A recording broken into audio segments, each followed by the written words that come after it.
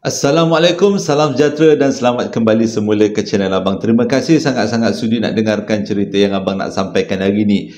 Hari ini Abang nak sampaikan 3 lagi cerita dan ketiga-tiganya walaupun ceritanya santai tapi tetap juga menarik bagi Abang, dan Abang yakin kalau Abang sampaikan ini semua pengalaman yang cukup menarik untuk kita jadikan iktibar.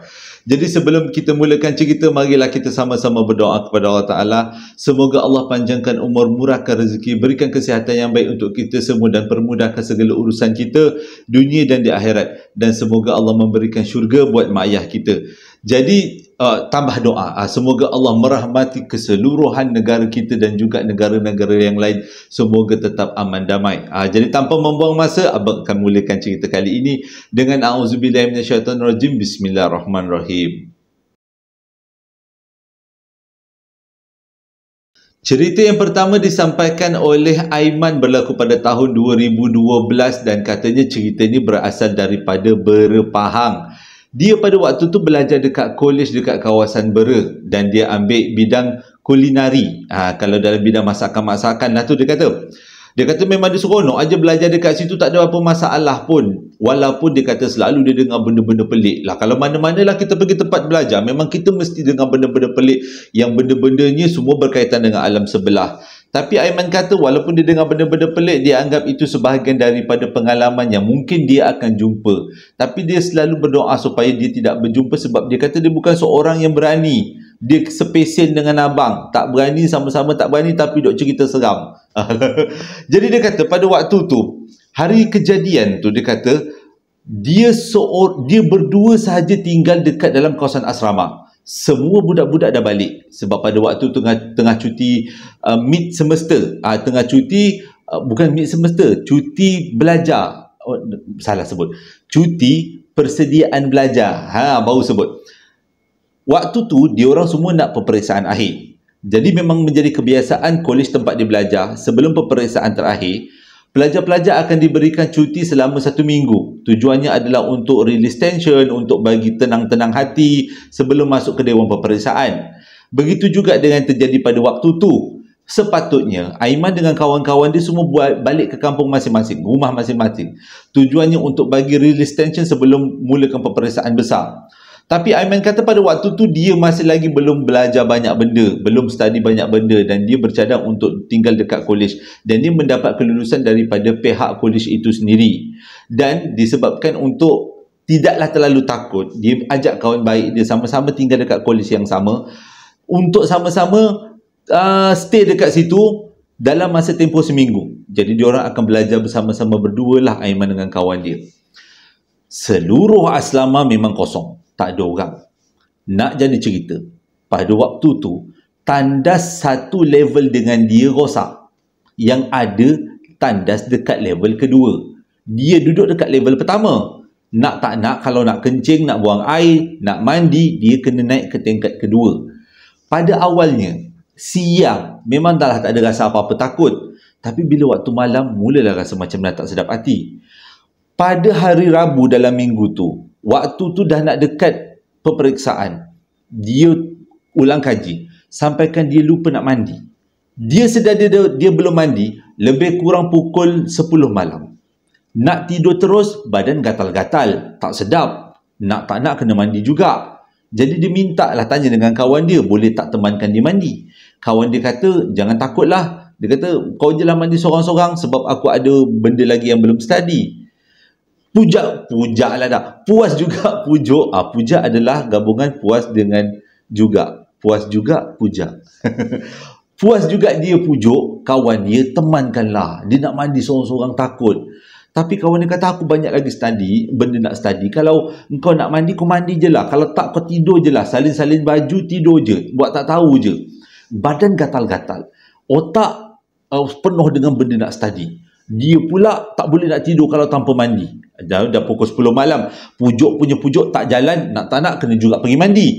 Kalau dipujuk-pujuk makin lama, nak naik daripada pukul 10 naik ke pukul 11. Lagi susah nanti. Lagi gelap keadaan-keadaan keliling. Nak tak nak dia pun capai baldi, apa-apa yang patut dia pun naiklah ke tingkat 2. Sampai dekat tingkat 2 dia nyalakanlah lampu seluruh bilik air tu. Bilik air tu agak besar juga, dia kata ada banyak bilik-bilik dalam bilik air tu, tempat-tempat mandi lah.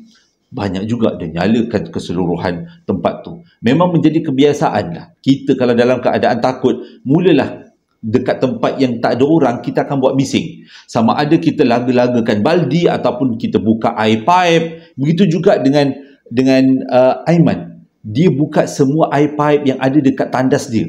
Dalam kawasan tu ada banyak tandas, ada banyak bilik mandi. Semua pipe dia buka. Jadi bunyi tu agak meriah, tak adalah takut sangat. Itu tips sebenarnya.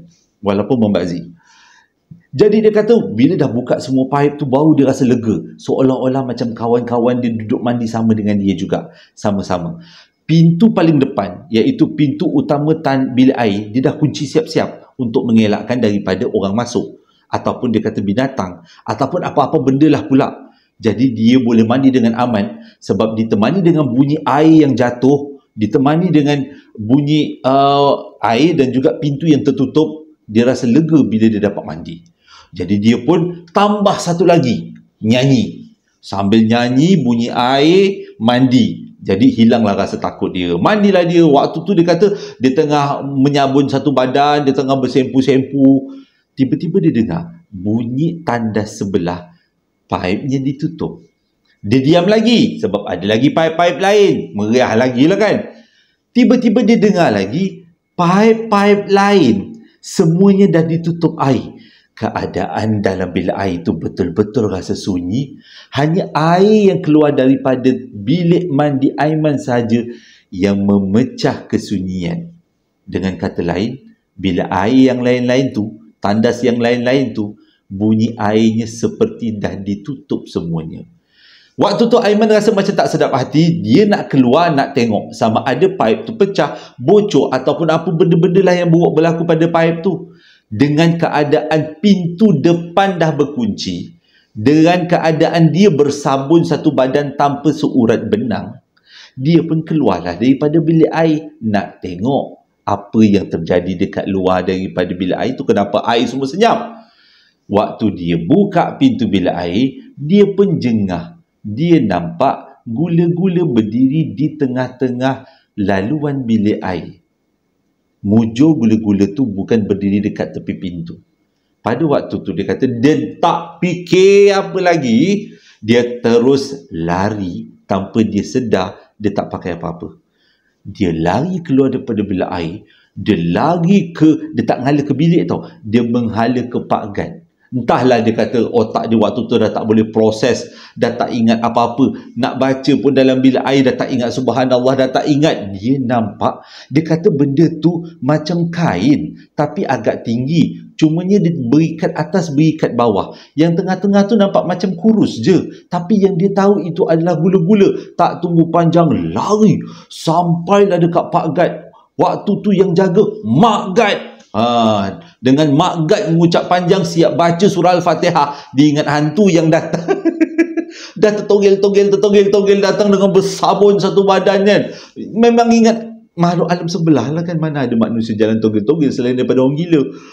Budi Aiman ni dia terus masuk dekat dalam Mak Gad punya tandas, Mak Gad punya office tu. Mak Gad tu pula menjerit, Astagfirullah, kenapa ni?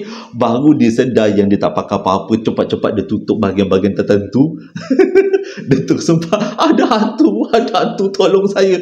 Ya, ada hantu pun, jangan lagi berbogel ke sini. Tak apa. Jadi Mak Gad tu cubalah cari apa-apa yang boleh ditutup. Tapi tak ada benda yang boleh tutup. Yang ada pun kain lap meja kecil. Bolehlah bagi tutup depannya. Jadi Mak Gad tu pun tak berbengilah, bagilah makcik bawa awak pergi balik bilik. Jadi bila sampai dekat bilik, kawan dia pun terkejut. Dia, kenapalah kawan aku ni bersabun-sabun satu badan, lepas tu berbogel pula tu. Dia kata pada waktu tu dia dah tak fikir apa. Dia rasa macam nak nangis je. Satu, maruah dia tercemar. Yang kedua patutnya orang bini yang tengok dia punya kan, tapi Mak Gad yang tengok dia punya dulu. Adik-adik minta maaf, pakcik cerita ni terlebih pula. Jadi dia kata maruah dia tercalar waktu tu. Jadi itu pengajaran. Kalau kita jumpa dengan apa-apa jangan takut sangat lah, dia kata. Istighfar dululah apa. Biar keadaan kita waras sebelum kita buat apa-apa tindakan. Sampai sekarang, Abby kata dia masih lagi bekerja sebagai seorang penulis pelancongan. Mula-mula abang tak faham apa maksud penulis pelancongan. Rupanya penulis pelancongan adalah orang yang akan pergi melancong ke seluruh kawasan dalam Malaysia dan dia akan membuat report ataupun artikel tentang tempat-tempat pelancongan yang dia akan pergi, yang dia dah pergi, supaya artikel-artikel tu, tulisan-tulisan tu dibawa masuk dekat dalam website pelancongan Malaysia. Dan Abby itulah tugasnya sampai sekarang. Tapi dia kata dah banyak tempat dia pergi. Orang kata tempat yang seram dah pergi. Orang kata hotel yang menakutkan dah pergi. Tapi belum pernah lagi dia jumpa apa-apa peristiwa yang pelik selain yang satu ini. Yang satu ni, pada waktu tu dia ditugaskan untuk membuat liputan laporan dekat Sarawak, Kuching, Sarawak. Dan dia pada waktu tu diminta untuk membuat liputan dekat satu hotel di tengah-tengah Kuching. Hotel tu hotel 3 ke 4 bintang. Abang pun tak pasti, dia kata 3 4 bintang. Hotel tu sangat terkenal. Tak pernah ada peristiwa yang pelik-pelik. Tapi dia diminta supaya maklumat tentang hotel tu dimasukkan di dalam laman web pelancongan Malaysia. Senang kalau ada orang nak datang melancong daripada luar, nak melancong ke Malaysia, nak pergi ke Sarawak, tahulah tentang keadaan hotel-hotel yang ada di kawasan Sarawak, terutama dekat kawasan Kuching. Itulah dia punya kerja. Daripada pada waktu tu dia kata dia tak ada apa-apa perasaan yang seram sebab banyak kali dia juga dah pergi Sarawak, termasuk pergi tempat-tempat yang menyeramkan. Contohnya dia kata dekat Batang Ai. Abang pun tak pasti dekat mana. Dia kata dekat Batang Ai, dekat Sarawak, antara tempat yang seram, tapi tak pernah juga dia mengalami peristiwa pelik. Bila dia dah sudah meliputi, membuat tinjauan-tinjauan dekat kawasan hotel yang dimaksudkan, hotel dekat tengah-tengah Kuching tadi tu, dah buatlah tengok biliknya macam mana, bilik airnya macam mana, dan dia perlu membuat report. Pada waktu tu dia datang dengan berdua, dia dengan kawan dia tu pula penulis pelancongan, tapi masih lagi baru dalam bidang penulisan pelancongan. Dalam keadaan badan yang penat, dia perlu juga membuat laporan pada malam yang sama untuk mengelakkan daripada dia terlepas daripada tarikh penghantaran. Jadi malam tu dia cakap dengan budak baru tu, "Hey," kata, "kau ngakak, malam ni kita kena struggle. Kita sama-sama kena buat report, laporan ni kita kena hantar dekat ibu pejabat dekat Kuala Lumpur malam ni juga." Pada waktu tu masih lagi pukul 10 malam. Gigihlah kan, semangat, mata masih segar walaupun badan dah penat. Jadi dia berdua ni berkumpul dekat coffee house dekat hotel tu sambil-sambil dia buat kerja sampai menjejak ke pukul 1 pagi. Waktu tu laporan masih lagi belum habis dibuat. Coffee house tu dah nak tutup pula, kedai kopi yang dalam hotel tu dah nak tutup pula. Jadi dia pun kesian dengan budak coffee house tu. Dia cakap dengan kawan dia yang datang sama-sama buat report tu, "Jomlah kita balik dekat bilik, kita buat dekat bilik, kita bagi habis report ni malam ni juga." Jadi diorang pun bawa lah laptop, segala jenis nota, barang semua naik ke atas bilik. Bila sampai dekat bilik, buka laptop balik, teruskan bekerja. Diorang buat kerja sampailah pukul 3:30 pagi. Pada waktu tu barulah kesemua laporan dah habis dibuat dan dihantar menggunakan email. Cuma cerita kali ni abang rasa berlaku sebelum COVID rasanya. Tak diberitahu tahun. Jadi dia kata dah pukul 3:30 tu nek cuci muka, berus gigi, mandi-mandi segelap sikit, pukul 4 baru nak tidur.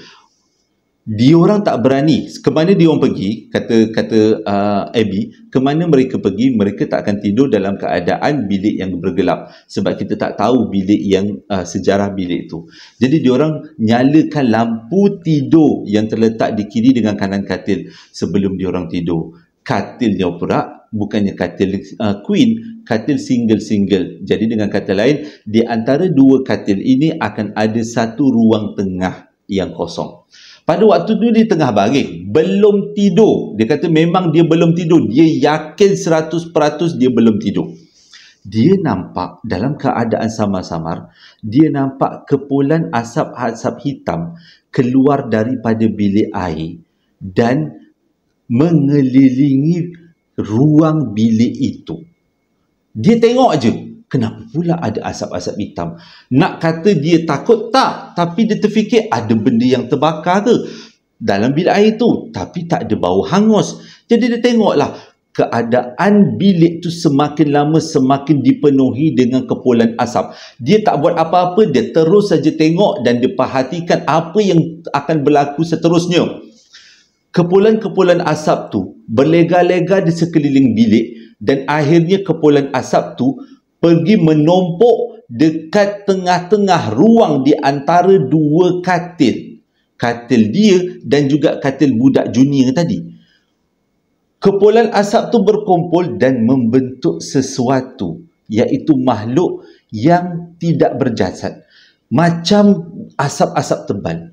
Dia tengok aja kepulan asap tu macam tu, dan kepulan asap tu tiba-tiba ada mata merah dekat tengah kepulan asap tu.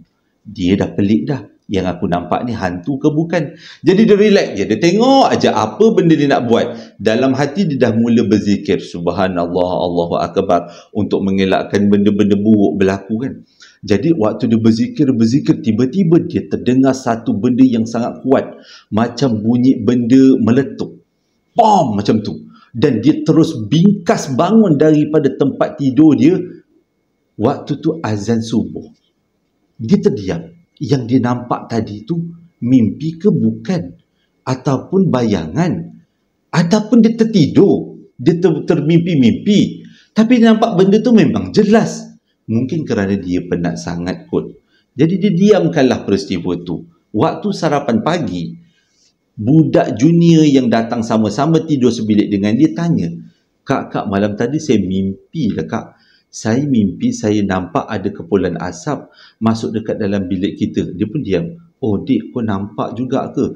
Nampak kak? Akak nampak ke? Entahlah, akak tak tahu nak cakap. Akak nampak macam akak mimpi. Tapi tak sangka engkau pun nampak. Tapi kita dua-dua ni nampak macam seolah-olah mimpi. Ha'alah kak, jadi nak buat macam mana? Kita tukar bilik dik. Jangan kita mengada-ngada nak duduk dekat bilik yang sama. Jadi kita tukar bilik. Selepas tukar bilik, tak ada lagi perkara tu. Tapi yang jadi peliknya dia kata, dia dah pergi banyak tempat yang seram.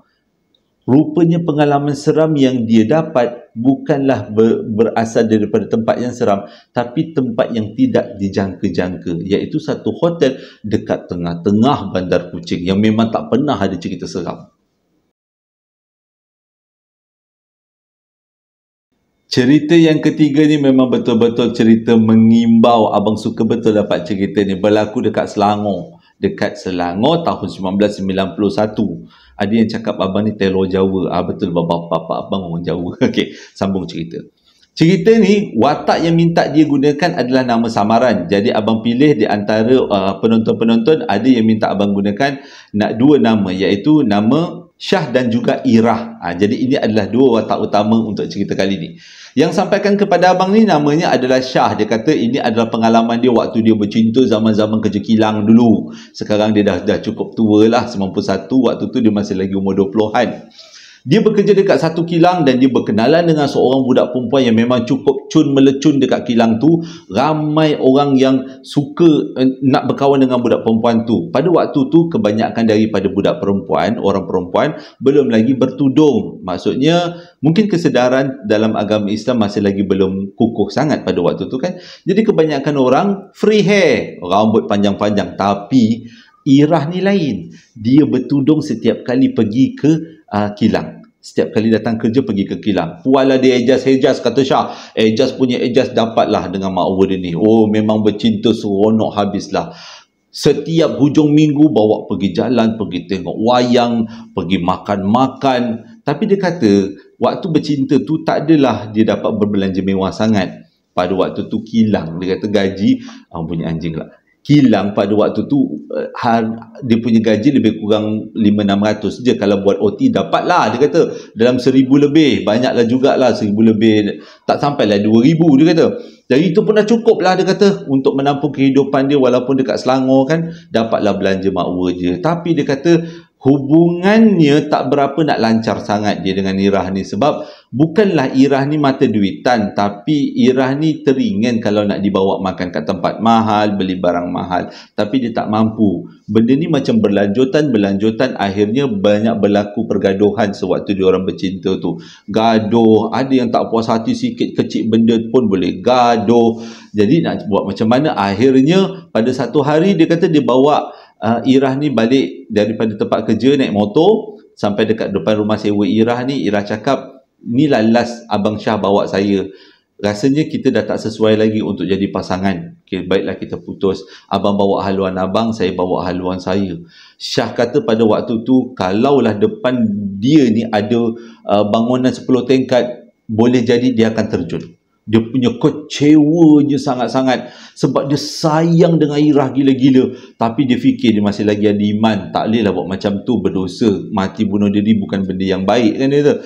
Jadi dia pendamlah perasaan kecewa tu. Hatinya sakit seperti disiat-siat. Balik tu dia tak pandang kiri kanan. Rasa macam nak meraung aja. Tapi dia kata tak elok pula meraung. Orang kata pada lelaki pada zaman tu kan sangat lelaki. Takkan nangis. Tak apa. Walaupun hatinya tercari. Terbanyak abang. Jadi dia kata balik rumah tu, sampai rumah sewa dia, kawan-kawan dia ajak main gitar, borak-borak. Tak ada. Dia terus masuk dalam bilik. Semalaman dia kurung bilik. Bantal tu memang tak lekang daripada muka dia. Dia tutup muka dia dengan bantal untuk mengelakkan daripada kawan-kawan dia tahu dia menangis. Ui, sedih sangat dia kata. Dalam keadaan sedih-sedih tu, dia kata dia ada hasrat untuk pujuk Irah balik. Dengan harapan Irah nak balik dengan dia. Jadi dalam keadaan sedih-sedih ni, waktu tu dia kata hari Jumaat, dia tulis surat ni. Dia tulis surat, dia meluahkan segala macam. Dia kata, aku dah sayang abang, dah sayang Irah, tolonglah kembali kepada abang. Kalau tidak abang tak nak makan 20 hari. Itu abang tambah. Tak nak makan 20 hari, abang dah tak sanggup lah dengan Irah ni. Kalau Irah tak ada, abang dah terbayang dah kita duduk di pelamin sambil ditepung tawar. Gitulah. Itu macam ayat abang tengah memujuk kan. Jadi dia dah buat surat tu komen panjang. Malam tu juga dia hantar pergi rumah Irah. Sebab rumahnya tak berapa nak jauh sangat. Dia hantar, dia kata dia pergi hantar pergi rumah Irah. Dia letak surat tu dekat pos, tempat pos tu kan, post box yang panggil lah, kotak pos tu. Jadi dengan harapan Irah baca. Dalam surat tu dia ada tulis juga, besok malam abang akan jemput Irah. Kita sebagai keluar untuk kali yang terakhir, sebelum kita membawa haluan masing-masing. Biarlah takdir yang menentukan kita. Wah, macam tu lah kan zaman-zaman dulu. Jadi zaman abang lah kan. Jadi lepas dia letak surat tu, dia balik. Memang dia yakin Irah akan baca surat tu dan Irah akan keluar tunaikan permintaan dia sebagai keluar kali yang terakhir, dating kali yang terakhir. Jadi hari Sabtu tu, masa tu dia kerja setengah hari. Dia kerja setengah hari, balik pukul 1 tengah hari. Dia pun balik, siap-siapkan diri, siap-siapkan segala ayat untuk memujuk si Irah ni. Jadi pukul 10 lah, pukul 8 malam, dia start motor, dia pergi rumah Irah. Dia sampai dekat depan rumah Irah, dia punyalah terkejut. Irah dah buka tudung. Wah, rambut Irah komen panjang, keriting-keriting panjang. Dia kata, waktu tu hati dia, kenapalah engkau berpisah daripada diriku? Dirimu cukup cantik untuk diriku. Dia dah macam jatuh cinta pula kan. Jadi dia pun parking depan Irah. Irah pun naik, Irah pun peluk dia.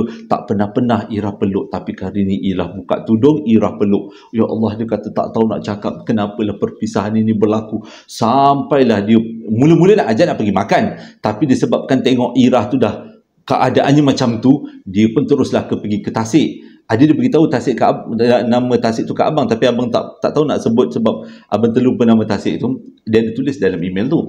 Dia bawa pergi kat Tasik tu. Sampai dekat tepi Tasik, dia pun merayulah dekat Irah. Irah diam aja, duduk aja. Irah senyum, tidak masam, tidak.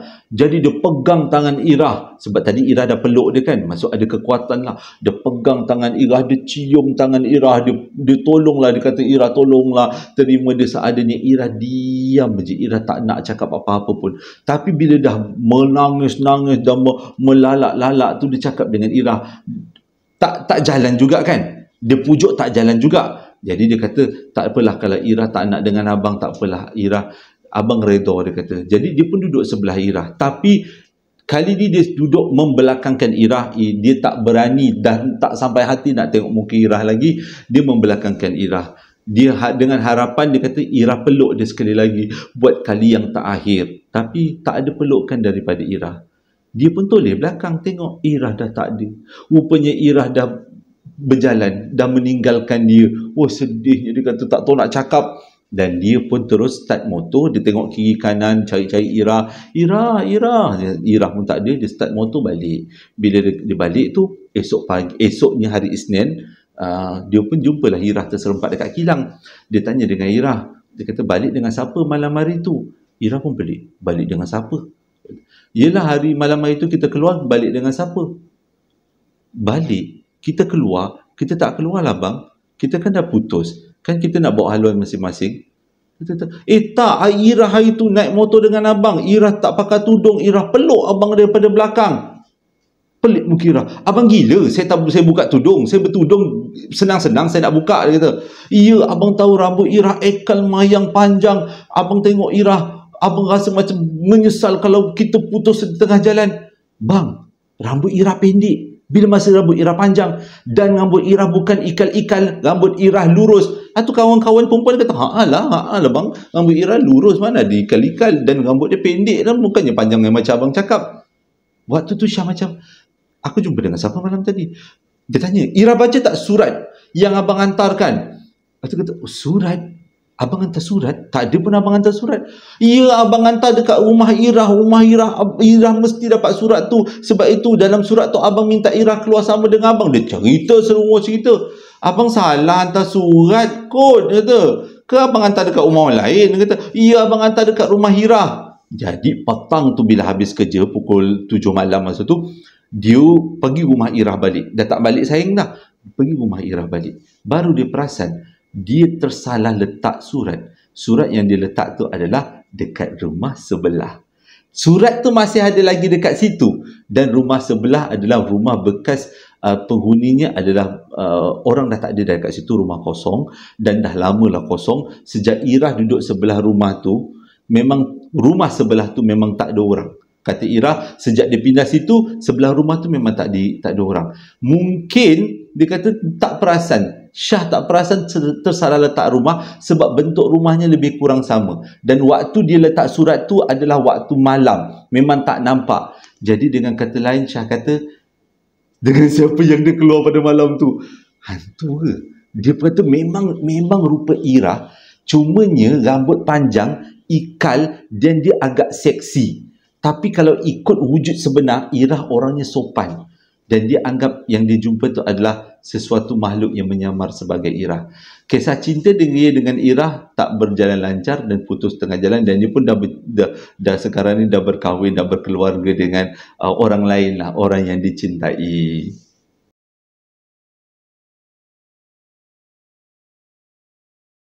Sebelum abang tamatkan cerita, abang nak ucapkan selamat hari jadi buat Yani Yaakob. Sebenarnya tarikh lahir dia pada 30 hari bulan 5, tapi abang lupa nak wish. Dia ada beritahu. Dan dia minta doa daripada semua yang menonton supaya doakan dia menjadi seorang ibu yang sangat kuat dalam membesarkan anak-anak. Dia tak beritahu pula suaminya ke mana, tapi dia kata dia minta doa lah semua supaya dia menjadi ibu yang kuat. Dan selamat hari jadi belated lah kepada Yani Yaakob. Semoga sentiasa dalam keadaan panjangkan umur, dimurahkan rezeki dan sentiasa diberikan kemudahan dalam segala urusan. Sebenarnya Yani Yaakob ni pernah hantarkan dekat abang tak nenas sempena raya hari tu, dan tak nenas dia cukup sedap. Abang pernah iklankan sekali. Dan pada 12 hari bulan 6 adalah jatuhnya hari jadi buat Muhammad Amir Safwan. Ini adalah mesej daripada si isteri. Abang tak ingat abang sebenarnya dah beritahu ke tidak dalam video abang. Tapi kalau abang dah beritahu, abang beritahu sekali lagi. 12 hari bulan 6 hari itu adalah hari jadi Amir Safwan, Muhammad Amir Safwan. Ucapan daripada isterinya mengatakan mereka sekeluarga sayang dengan Amir Safwan, dan minta mohon didoakan semoga dipanjangkan umur, murahkan rezeki, diberikan kesihatan yang baik dan dipermudahkan segala urusan dunia dan di akhirat. Jadi ini adalah dua mesej proses hari jadi untuk hari ini. Jadi ceritanya tamat sehingga setakat ini. Terima kasih sudi dengarkan cerita yang abang sampaikan. Hari ini hari Jumaat kan, jadi ceritanya adalah lebih santai-santai. Nanti abang akan sampaikan cerita yang lebih menakutkan. Hari itu abang ada buat rakaman dengan santai chill. Abang terkejut gila. Dia orang ada studio yang cantik, gambar, dia orang punya kamera yang mahal, dia orang ada lighting yang cantik. Kalau compare dengan abang macam langit dengan bumi, abang kagum gila dengan budak-budak muda buat kerja. Jadi waktu abang kena bercerita seram dalam studio yang macam tu punya best, abang jadi kaku. Abang jadi macam kekok-kekok, nak tengok mana, ada dua kamera, mana nak tengok, macam mana. Jadi kalau waktu korang tengok santai chill nanti, waktu abang bercerita tu nampak macam kekok-kekok alam tu, maafkanlah abang, memang gayat, tak pernah macam tu, macam masuk dalam TV pula. Okey, terima kasih sangat-sangat sudi dengarkan cerita kali ini. Hingga berjumpa lagi dalam 2 hari akan datang. Assalamualaikum warahmatullahi wabarakatuh.